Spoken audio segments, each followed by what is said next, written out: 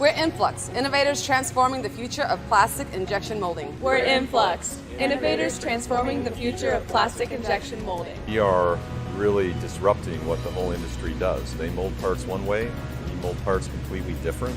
We're no longer a mold shop. We're a mold shop and an innovation center, combining the best of the technology, the best of the controller, and the best of mold design to deliver benefits and capabilities no other mold builder can deliver in the world.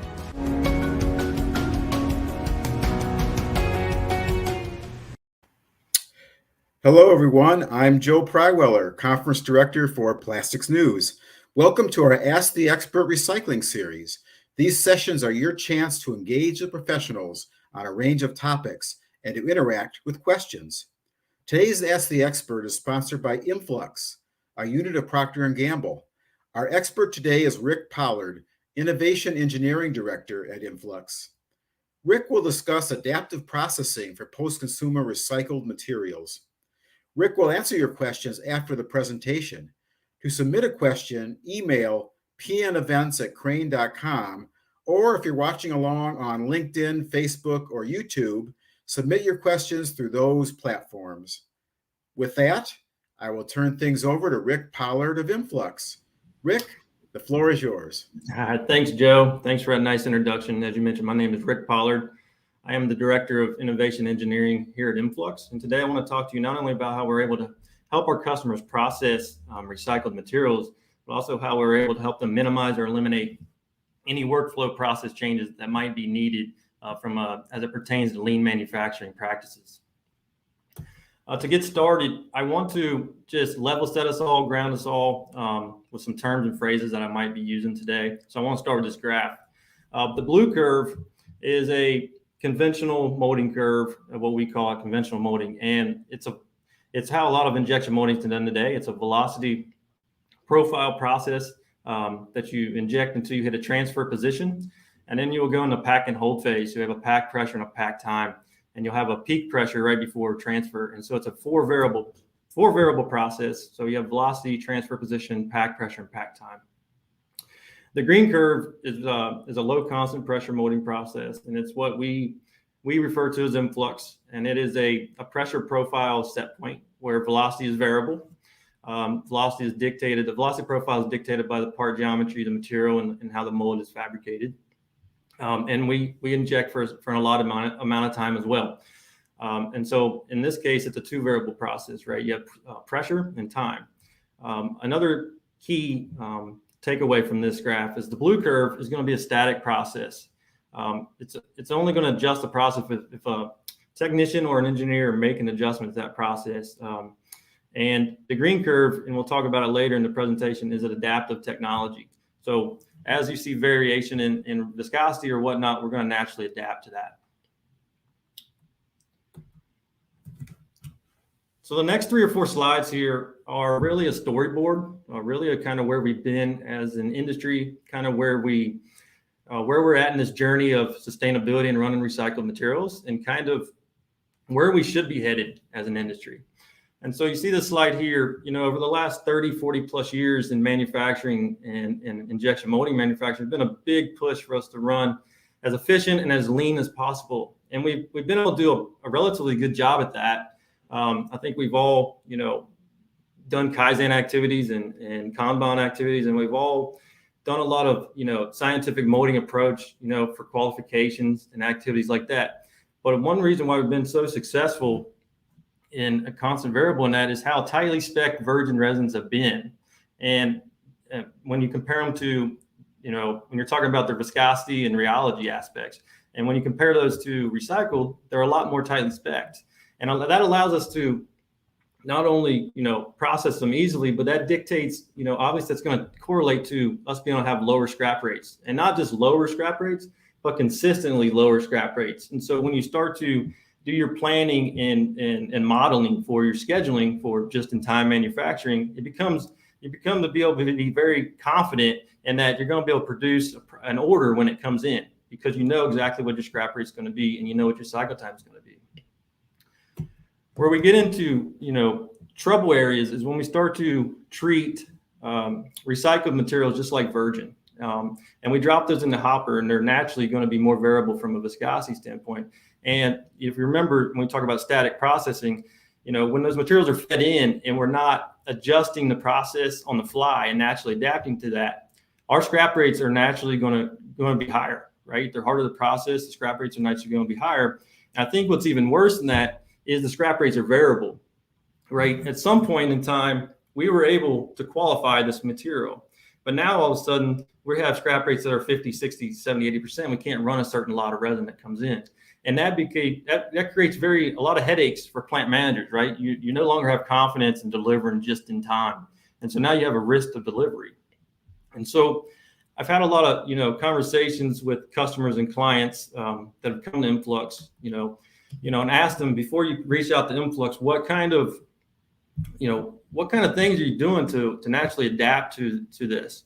And we're all smart people, and I think that we just kind of accept that recycled resins are going to be, more variable, and we just accept that. And so what we do is, we start to hedge our bets. We start to go into a just in case mindset and alter our work processes and workflow. And some of these examples are common, right? We know we're going to struggle to hit our order. So what do? We build more emergency stock. We take up more warehouse space. We don't technically have an order for that. So that's, not a great work practice.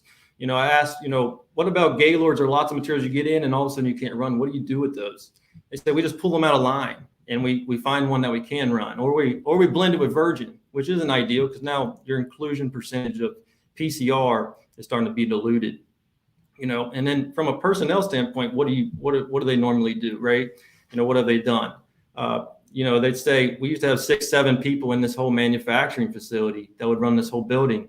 But now we've had to pull in a dedicated technician to run this program or this project line. And they're on top of it. At least they're on top of it when we have an issue with quality. And that's better than where we've been. But at the same time, instead of having, downtime for an hour or two before you get an engineer technician over there, now maybe it's 10, 15, 30 minutes of downtime. You're still missing some uptime to produce more product, And so how are we able to have not only be able to run efficiently and effectively and run lean, but how are we able to also handle material variability? And it's all come down to our ability. We got to change our mindset on how we injection mold.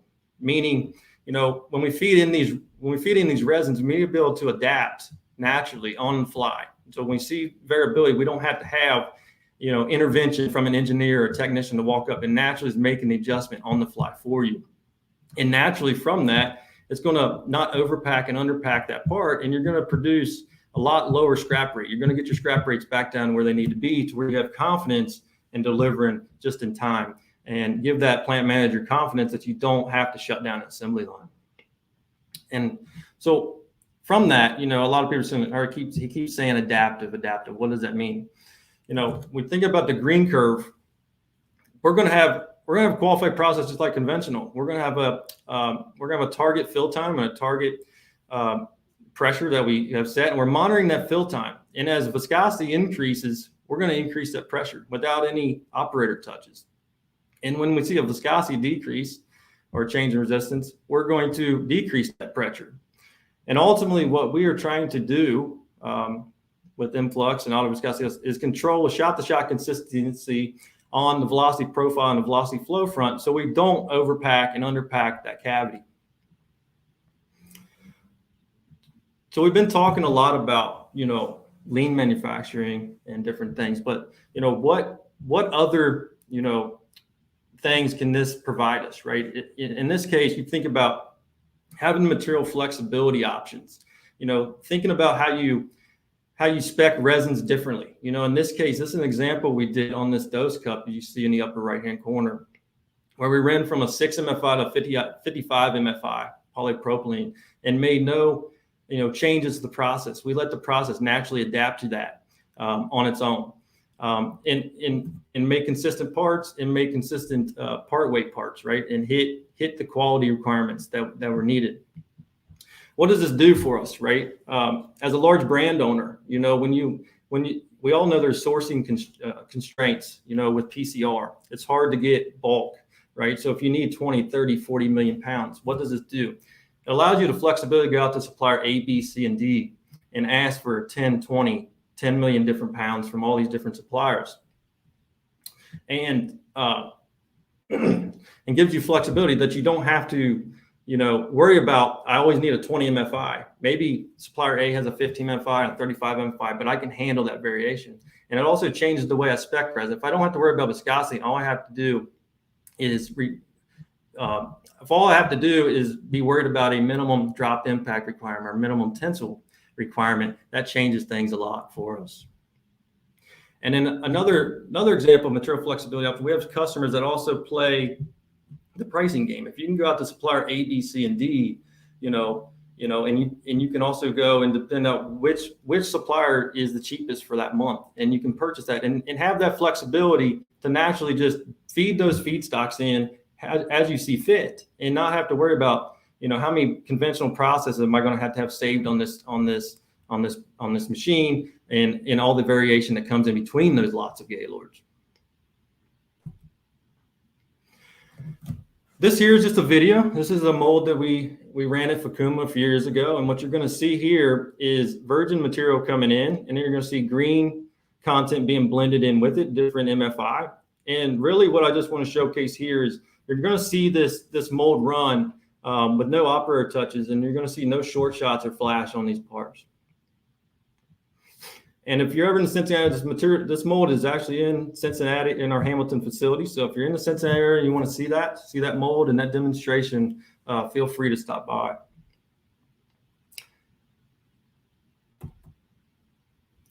And so I understand those last couple examples were more, showcase and lab type examples, but we really do this in the real world, right? And if you think about, this example here, this is AGS Technologies. They're a leader in running raw recycled products, and they run what you see there to the right, different size flakes and pellets and runners, and you can imagine what kind of headaches that causes. And we did, they did a real big piece for us. If you want to check out our YouTube link, Fearless Innovation Series 2, they did a good big piece in there how iMFLUX is going to help them. But if you see here, a lot of their, improvement in scrap is really through their uptime and not having to have their operators go in and try to figure out these complex interactions, the 4 variable conventional process, and be able to just naturally adapt that material and mold those parts for them. And so you can see it's a very significant reduction in scrap. And these guys are molding, high-end, automotive components, and it's very impactful for them.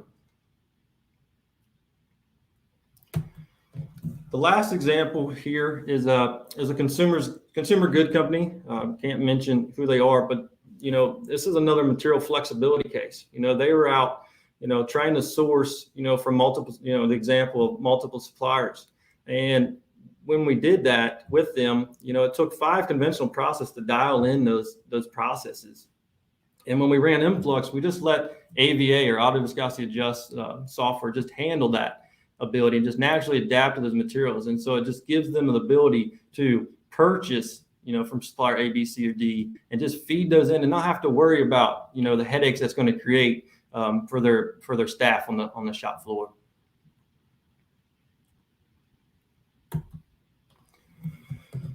And in summary, real quick in summary, we could talk about, I kind of hit on all these on why it matters. We could talk about material flexibility, improving your uptime, and no operator adjustments all day long. But I think when it comes down to really why it matters is I think it's the right thing for us to do for the world, right, and for the environment. And being able to put more PCR and PIR and recycled content into our products and not have to, and also be able to run efficiently and effectively and not have to have a plant manager, and owners try to make a decision on, should I run sustainable or should I run efficient?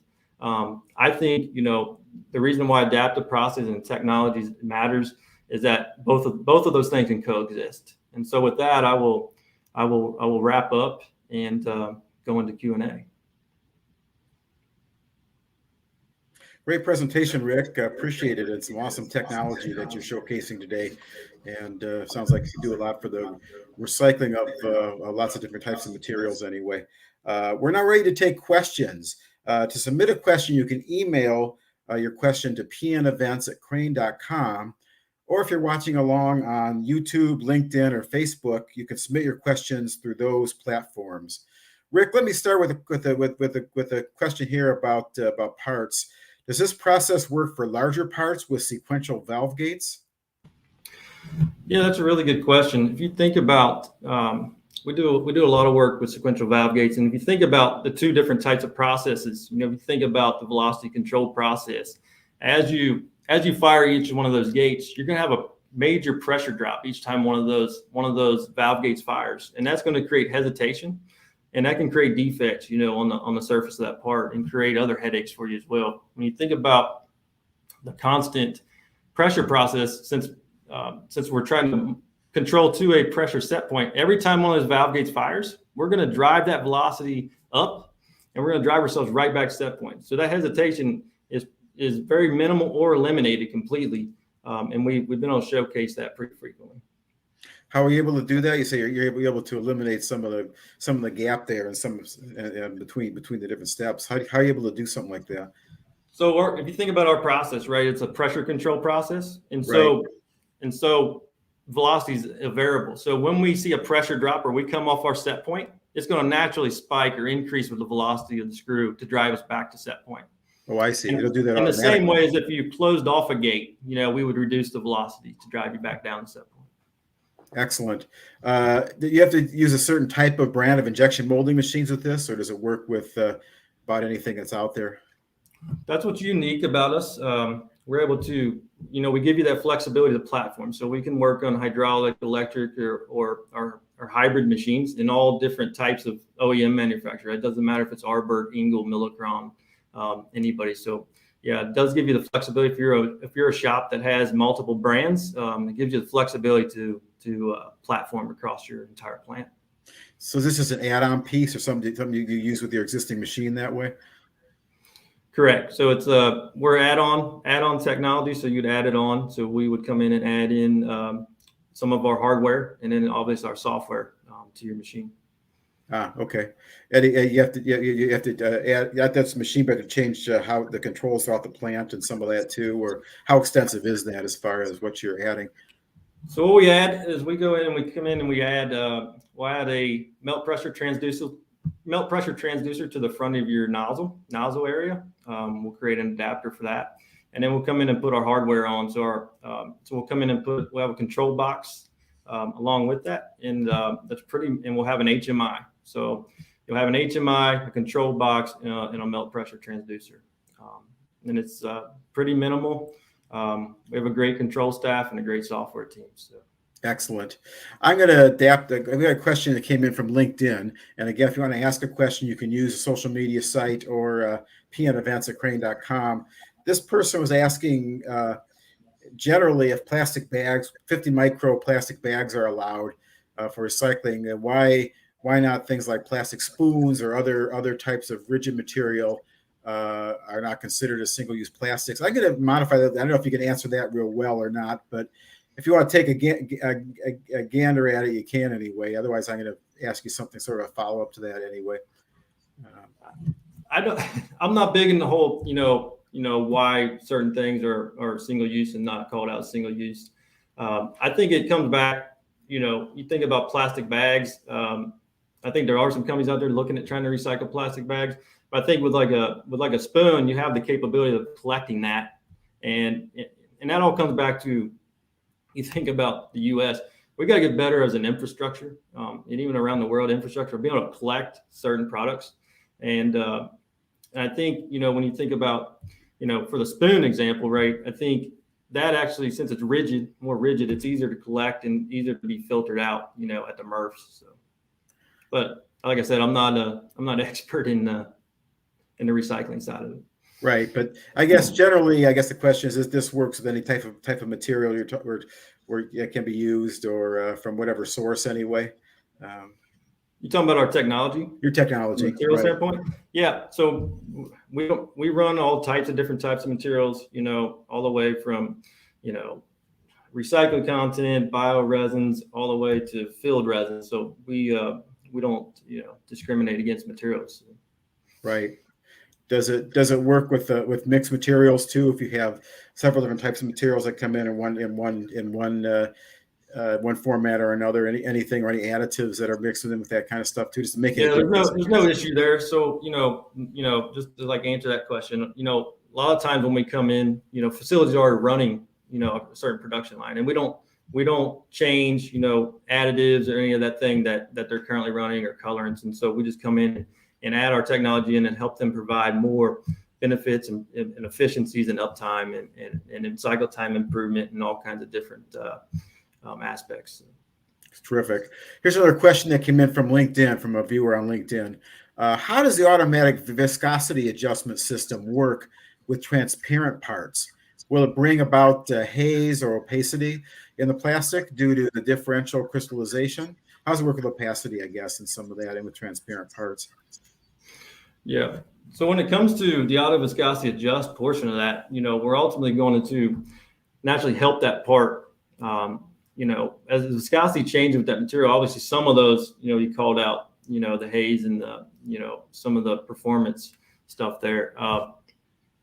We're gonna help pack that part out more consistently for the viscosity shift, but ultimately, yes, what you will need to do, and everybody does, is figure out, and we have limits inside our AVA software that you can set up. And so in that example that he called out there, what you do is collect data over time and figure out when my viscosity shifts X amount, I want to flag that because now that material is starting to produce hazy or bad parts or different crystallinity or whatever. And so we can also set up flags. So if we shift too much, let's flag that because we know that's going to create an issue. But when it comes to, iMFLUX creating, not being able to run transparent parts, that's not the case. So. Okay, great. Another question that came in this time from a viewer on YouTube. What's a typical efficiency improvement you've seen in processes with your equipment? It really depends on part geometry, material type, to be honest with you. But in general, we see, on average anywhere from, 15 to 25% cycle time reduction. So higher throughput. I think that's what they're kind of getting at from efficiency standpoint. Yeah, that could be. Are you seeing you mentioned uptime, you're seeing a dramatic increase in uptime too with some of this and with use of the system? Correct, especially on the recycle side of things, right? So if you think about how variable they are, right? Naturally, not having to have your operators over there for 10, 15, 20 minutes at a time trying to dial this thing back in, it just naturally does it for you. So. Yeah, that's cool. That's great. Has the system been evolving over time? A question from email is, are you continue to adapt the system, and how are you continually evolving it if you are? Yeah, that's a really good question. It has adapted. I've been here 7 years. And we started in this journey really around just low contact pressure molding, and then we saw this out in front. We were a little bit out in front of this, right? We kind of knew things were coming, and being able to adapt to viscosity variation, even with virgin resins, we were tinkering around with this. But then, we constantly we have a great software team, a great innovation team, and we're always up front trying to solve for what's next. We're even in this phase, we're not done, developing AVA. Like, we have a technology, but we're always looking, can we go downstream and plug in more information that'll help us, even control even better downstream, maybe on a conveyor or somewhere, pulling in dimensional data. There's all kinds of things we're looking at. So we're always developing. Okay, great. Another question that came in through email, through pnevents@crane.com, where you can send a question. Is iMFLUX partnering with any material suppliers to rethink how to formulate post-consumer resin or post-industrial resin based on this adaptive process versus what is typically provided to manufacturers? I can say, yeah, we do partner with some resin suppliers. I don't know if I can say exactly which ones. I will also say we are connected with some universities as well, and there are some projects going into that space. So looking at how you would spec resins differently or create resins differently from a PCR standpoint, or maybe even some blended resins as well. And so I would say, yes, we are connected in that space. Okay, fair enough. Another question that came in from a viewer on LinkedIn is it if it's installed on MPT on the nozzle, what about cavity pressure sensors? Are you concerned about cavity pressure sensors? So so we don't require that you have cavity pressure sensors, but if you Okay. have them, if you do have them, we do have the capability to pull that data in as well, and we have additional levers that we can use if we have them. But we don't require them. We have other ways to process without them. But if you do have them in your molds already, we'd be happy to use them. So. Okay, great. Another question that came in via email: how does the adaptive variability system handle molds that burn very easily?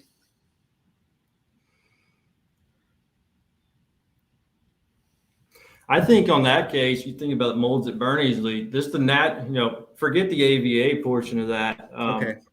But if you think about how iMFLUX process, we're going to inject slower, right? And so, we're going to reduce shear rates naturally. And so if you're having burning issues, just the base iMFLUX process is going to help you improve that. Okay, great. We have a couple more minutes for questions if anybody wants to still submit one. I guess a general question, is this basically like having AI at the press, adjusting the process to changes in material, machinery, and environment? Is it like having an AI system basically? Are there That's correct. Yeah, that's a good question. Think about, we're constantly scanning that on a millisecond basis, and we're constantly monitoring the resistance and changing resistance of flow. And so you could say that, being an AI type of system. So, yeah. Okay, so you call it that anyway, in a sense. Question that came in also from a viewer on LinkedIn: is this available in Europe? It is. We have customers that are in Europe, and we also have a few team members that are located in Europe. As you know, we are a U.S. based company, but we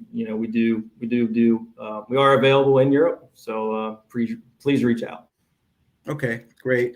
Another question via email: has iMFLUX worked with RPET? And if so, what were the benefits of working with recycled PET?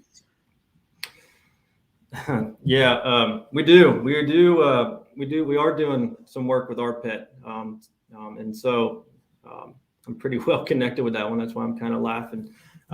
But some of the benefits we've seen is be able to by reducing our shear rates and heat profile on injection, we're able to see that we're reducing the crystallinity rate in RPET, and able to really help out some of the mechanical testing requirements, some of the optical requirements, and also, we naturally are getting our cycle time advantage as well. Great. Are there other sustainability advantages that you're offering with lower pressure points with this system?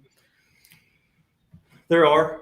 So if you think about just the base iMFLUX in general, we don't have that high pressure spike and then have to go in a pack and hold phase. So naturally, just with base iMFLUX, you're able to get another way to be sustainable is reduce your amount of plastic you use, right? And so just with base iMFLUX and not having to overpack the runners and the gates and try to pack out that part, you're able to reduce, your part weight. We see a weight reduction naturally from 1% to 3%. Another way to do it by using less material is think about redesigning your part. There's some white papers and things out there where we've been able to improve flow lengths of materials and reduce wall stock, and so you can get into redesigning your parts, maybe reducing that wall stock by 10 to 20%. And then from an energy standpoint, by using lower pressure, you think lower injection pressure is going to be lower tonnage, and then obviously we get a lot of cycle time advantage out. Also, all that starts to correlate, and we've seen anywhere from 10 to 30% on a per part basis energy reduction. Great. Time for one more here from email. How does the auto viscosity system affect sink void issues in parts? The way I look at this one is when our base process is going to very well help you with that sink and void issue, right? When you think about we're going to inject slower, we're going to pack as we fill, and we're not going to have those those hot spots as much as you would with conventional. But when you think about auto viscosity adjust, if that defect's not there with the base qualified process, we're going to be controlling that velocity profile. So it'd be hard for me to believe that sink and void would be caused by the AVA software. So what my point is, if we would know that up front before we even, on the qualified process. So yeah, take care of it then if there's an issue. Right. I should ask Rick, as we're wrapping up here, do you have any final comments or parting words you want to leave the audience with about this? I do. I think what I would just say is I think we all as a industry have to start, working together to make all these, sustainability goals a reality. And, we have to work as a material vendors, OEM manufacturers, machine manufacturers, add-on technologies, manufacturers like yourself. We have to work together so we can help out these material suppliers. Like, we don't have the infrastructure internally, in the U.S. to take in content and recycle products as efficiently and effectively as we do. And when I say short term, the next 10, 15 years, we need to be able to handle variability, PCR variability. The resin manufacturers and PCR manufacturers they're going to get better, and the streams that they collect are going to get better, and they're going to be able to, reduce, maybe not all the way down to virgin, but reduce some of the variability. But in the short term, we need to change the way we think about injection molding and be more adaptive to accept those materials. Great. It's going to be coming anyway. Obviously, we know the big push for recycling from brand owners and others out there. There's going to be a need.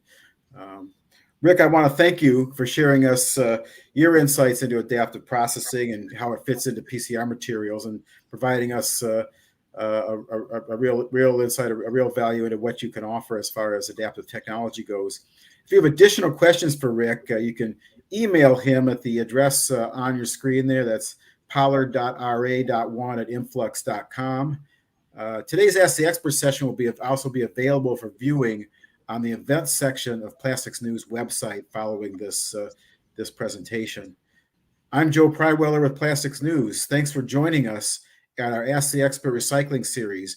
As a reminder, we have another session tomorrow if you want to join us then for that. We'll end with a short message from iMFLUX. We're iMFLUX, innovators transforming the future of plastic injection molding. We're iMFLUX, innovators transforming the future of plastic injection molding. We are really disrupting what the whole industry does. They mold parts one way, we mold parts completely different. We're no longer a mold shop. We're a mold shop and an innovation center, combining the best of the technology, the best of the controller, and the best of mold design to deliver benefits and capabilities no other mold builder can deliver in the world.